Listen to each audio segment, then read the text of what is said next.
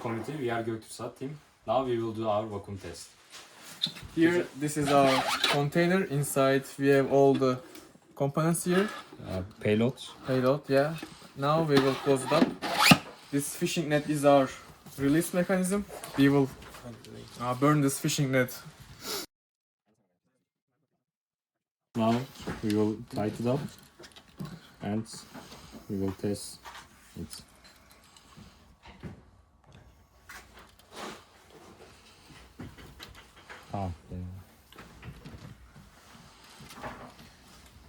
At 80% apogee, this fishing net will be burned with a resistor and our mechanism will be released.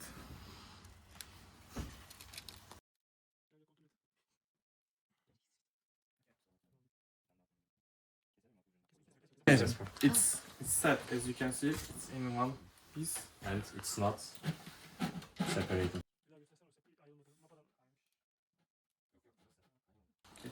Now we will power it on here. Okay. Here's the parametry. It will come in a sec.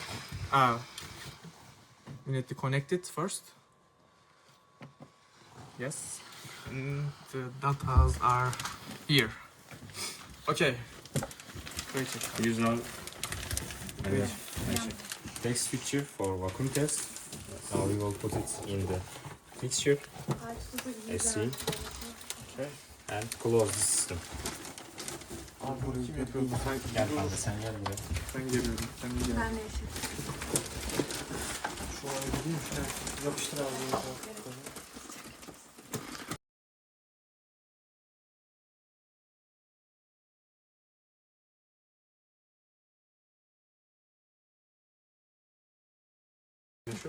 Now we can start our test. 3, 2, 1, go.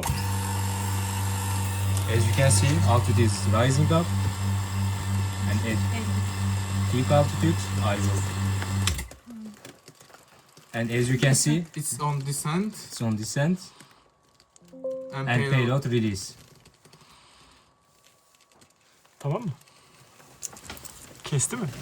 Okay. And now Now we will check the container. As you can see, it's detached. and mission is completed as seen. Here's our payload and all the systems. Thank you.